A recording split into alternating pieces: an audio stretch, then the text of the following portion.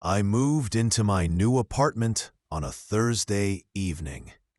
It wasn't anything fancy, just a small studio near Queens, about 20 minutes from Manhattan, if the subway behaved.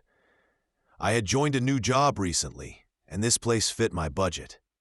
By the time I dragged my bags inside, I was tired, sweaty, and already questioning my life choices. Still, I wanted to unpack a few things before crashing on the mattress. While shifting a stack of books to a narrow shelf next to the window, something slipped out and fell on the floor. A diary, old, brown, leather-bound, and definitely not mine. I picked it up. The leather felt dry, almost cracking at the edges. The pages were slightly yellowed, like it had been lying around for years. Out of curiosity, I opened it. The first few pages were blank. The next few, too. I thought maybe the previous tenant left it behind. But then I reached a page that had a printed date on top. December 4th, tomorrow.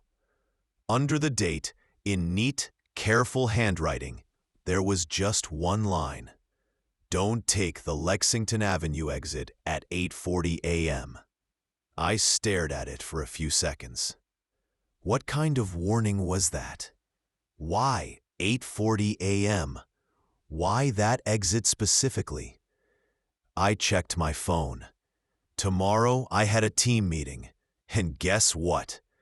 I usually took the Lexington exit from the subway to reach my office faster. I laughed. Probably some weird joke or a dramatic shopping list someone had scribbled for fun. I tossed the diary aside and continued unpacking. The next morning, I woke up late, skipped breakfast, and ran out in classic New York fashion. Half annoyed, half sleepy. The subway was more crowded than usual. By the time I reached 59th Street, it was exactly 8:39 a.m., 1 minute before the time mentioned. The train slowed down. Doors opened. The sign above the stairs read, Lexington Avenue exit. I stepped out automatically, and then the diary sentence hit me, like someone whispered inside my ear. Don't take the Lexington Avenue exit at 8:40 a.m. My legs froze. I don't know why. It was just a stupid line in an old diary. But still, something inside me hesitated. People behind me pushed. Someone muttered, "Move, man." So on. I stepped aside instead of going up the exit. Just walked a few meters back into the station. And then it happened. A loud crash. Screams. A wave of people running down the stairs. Something had collapsed near the exit. A construction platform, they said later. Metal beams fell. Debris scattered. Several people were injured. My heart dropped. I just stood there, frozen, holding the railing. If I had gone up the exit at 8:40, I would have been right there. After the crowd settled and emergency workers arrived, I left from a different exit, shaking all the way to work.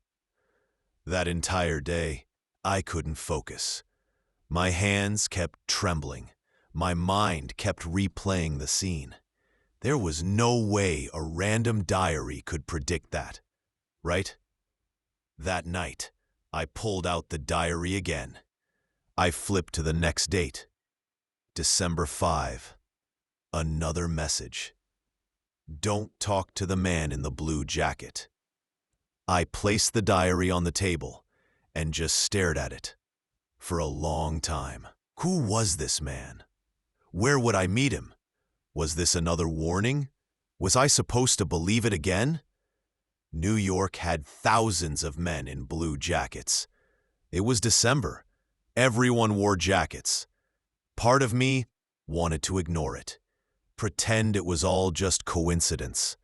But another part, the part that had seen the collapsed exit that morning, couldn't. Next morning, I left for work early. I avoided eye contact with anyone wearing blue. I felt stupid doing it, but I couldn't help it. Everything was normal until evening. I went to a small cafe near my building to grab a coffee. While waiting in line, someone tapped my shoulder. "Hey, excuse me," a man said. I turned. Blue jacket. My heart stopped. He smiled politely. "Do you know if the Wi-Fi here works? My phone isn't connecting." I opened my mouth to answer, but something inside screamed, "No." I shook my head and stepped back. "Sorry," I said quickly, and I walked out of the cafe without even buying my coffee. My hands were cold. My heartbeat was too fast. This was getting real. That night I sat on my bed with the diary in my hands. I wasn't sure if I was scared or curious. Who wrote these warnings? How did they know these things? Why were they helping me? I turned to December 6th. There was a new message, but this one was different. The handwriting looked shakier. "You need to leave New York on Monday. If you don't, everything will change." And below that, one last line. "You don't know me, but I know you, and I'm running out of time."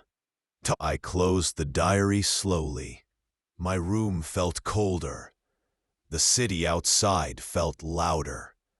And for the first time since I moved here, I wasn't sure if the danger was outside my apartment or inside these pages.